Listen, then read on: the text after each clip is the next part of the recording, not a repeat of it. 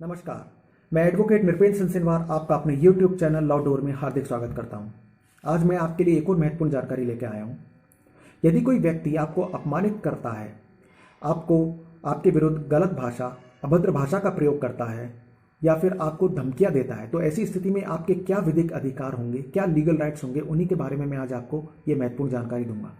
पर इस जानकारी को आगे बढ़ाने से पहले मेरी आपसे रिक्वेस्ट है कि आप मेरे इस वीडियो को ज़्यादा से ज़्यादा शेयर, लाइक और सब्सक्राइब करिएगा, जिससे कि महत्वपूर्ण जानकारी किसी ज़रूरतमंद तक भी पहुंचे और वो भी इस कानूनी जानकारी का लाभ उठा सके, कानूनी पहलुओं को समझ सके।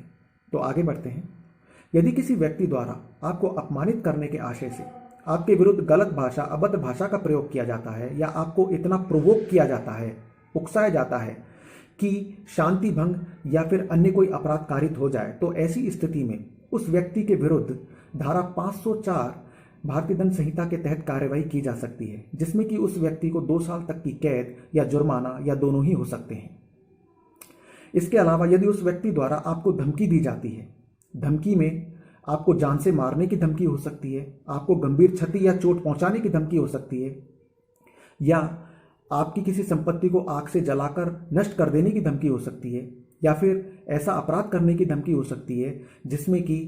मृत्युदंड की सजा हो, आजीवन कारावास की सजा हो या 7 साल तक की सजा हो, या फिर किसी स्त्री के ऊपर गंदे लांछन लगाने की धमकी हो सकती है। तो ऐसी स्थिति में जिस व्यक्ति ने ऐसी धमकियां दी हैं, तो उस व्यक्ति को धारा 506 भारतीय दंड संहिता के तहत 7 साल तक की कैद या जुर्माना या दोनों की ही सजा दी जा सकती है। अब इसके अलावा धारा 509 भारतीय दंड संहिता में यह भी कहा गया है कि यदि वही व्यक्ति किसी स्त्री के विरुद्ध आशयपूर्वक गंदे शब्दों का प्रयोग करता है या फिर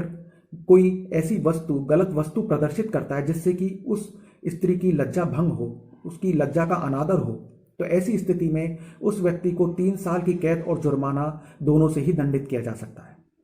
यहां मैं यह बात स्पष्ट कर देता हूं कि धारा 504 और 506 में कार्यवाही कोर्ट के माध्यम से ही करवाई जाती है।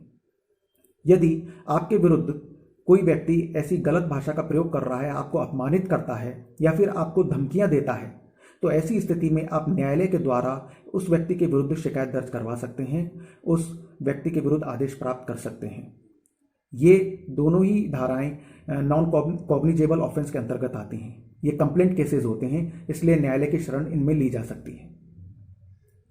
तो इस जानकारी से स्पष्ट है कि यदि कोई व्यक्ति आपको अपमानित करता है, आपके विरुद्ध गलत भाषा का प्रयोग करता है, तो आप धारा 504 के अंतर्गत उस व्यक्ति के विरुद्ध कार्रवाई कर सकते हैं। और यदि वही व्यक्ति आपको धमकी भी देता है, तो ऐसी स्थिति में धारा 506 भारतीय दंड संहिता के अंतर्गत आप उस व्यक्ति के विरुद्ध कार्रवाई कर सकते हैं। तथा उस व्यक्ति द्वारा यदि किसी स्त्री के विरुद्ध भी गलत शब्दों का प्रयोग किया जाता है, कोई गलत वस्तु दिखाई जाती है जिससे कि उस स्त्री की लज्जा भंग होती हो, तो ऐसी स्थिति में धारा 509 के अंतर्गत उस व्यक्ति के विरुद्ध कार्रवाई की जा सकती है। तो मुझे आशा है कि आपको ये जानकारी समझ में आई होगी तथा आपको अपने विधिक अधिकार भी समझ में आए होंगे। तो ये जानकारी आपको कैसी लगी मुझे